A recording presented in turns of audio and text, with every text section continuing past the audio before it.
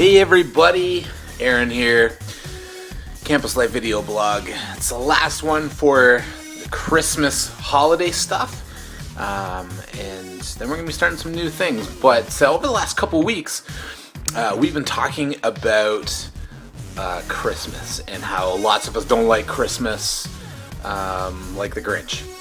We just don't like it for whatever reason. And we watched a couple of scenes from the Grinch, and 2 weeks ago I shared about how the first Christmas in the Bible was not the happy greeting card Christmas that everyone makes it out to be. It was surrounded by hate and anger and fear and even the slaughter of thousands of young boys because the King Herod at the time was afraid that the birth of this baby named Jesus was going to dethrone him. And so he set out to try and get rid of this little baby. Last week, Dave talked about how so many people fall into the trap of making Christmas about buying things and commercialism, and how we're moving away from making it about family and being together and joy and peace and all these things that Christmas should be about. And so Dave talked about the whole other side of it being so commercialized and about people buying things. This week I want to wrap things up, this whole Grinch Christmas thing, by telling you this. The commercialism of Christmas is never going to change. I hate to tell you. Everywhere, thousands of stores will go through the same process of their holiday marketing. Right after Halloween, November 1st, Christmas stuff goes up in the stores, and you see that. But here's the thing. Although this stuff is going on around us, we really need to learn how to function in the midst of the things we don't like. You see, all this stuff around us is trying to elicit a response from us. And so how you respond is really important. And this doesn't just go for the Christmas season. This goes for your entire life. Everything in life is someone's trying to get a response from you. And how you respond is important. And how you respond will either make it or break it for you. See, this is how the end of the Grinch story goes. It goes like this. Somehow or other, it came just the same. And the Grinch, with his Grinch feet ice cold in the snow, stood puzzling and puzzling. How could it be so? It came without ribbons. It came without tags. It came without packages, boxes, or bags. And he puzzled 3 hours till his puzzler was sore. And the Grinch thought of something he hadn't before.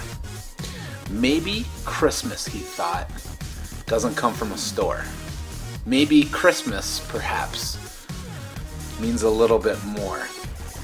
You see, when you realize that Christmas doesn't have to just be about the things that the world makes it out to be, you can make sure that you can make it about what you want it to be about.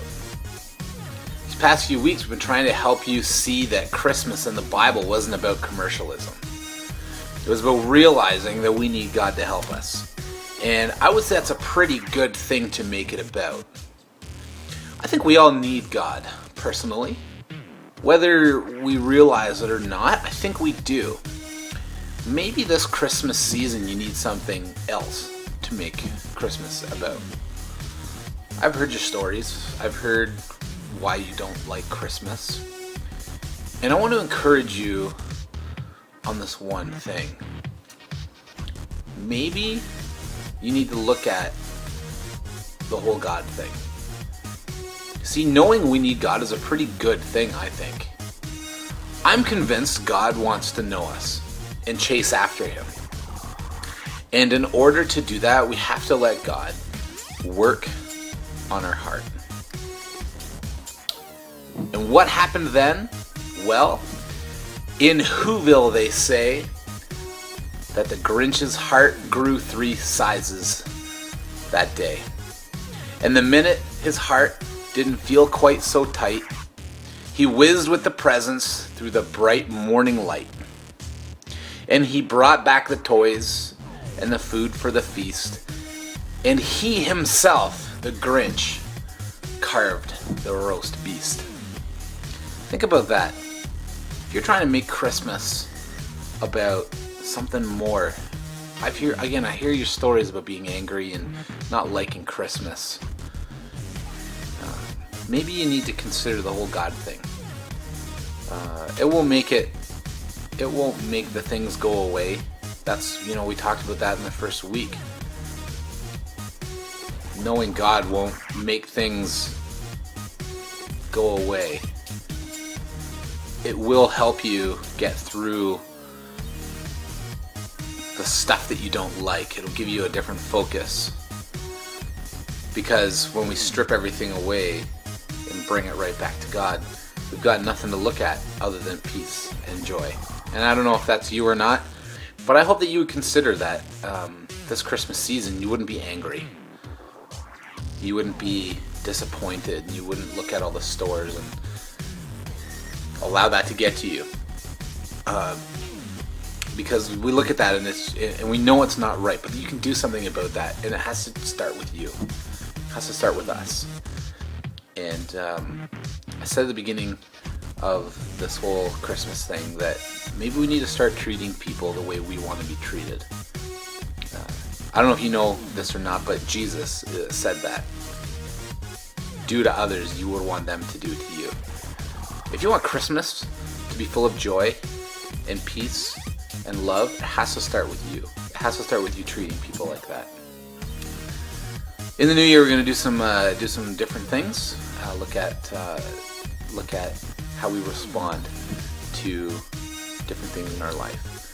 But I want to just encourage you to look at some things differently. And if you really want Christmas to mean something, check God out. I don't think you'll be disappointed. Campus Life video blog. We'll see you next time in the new year. Merry Christmas.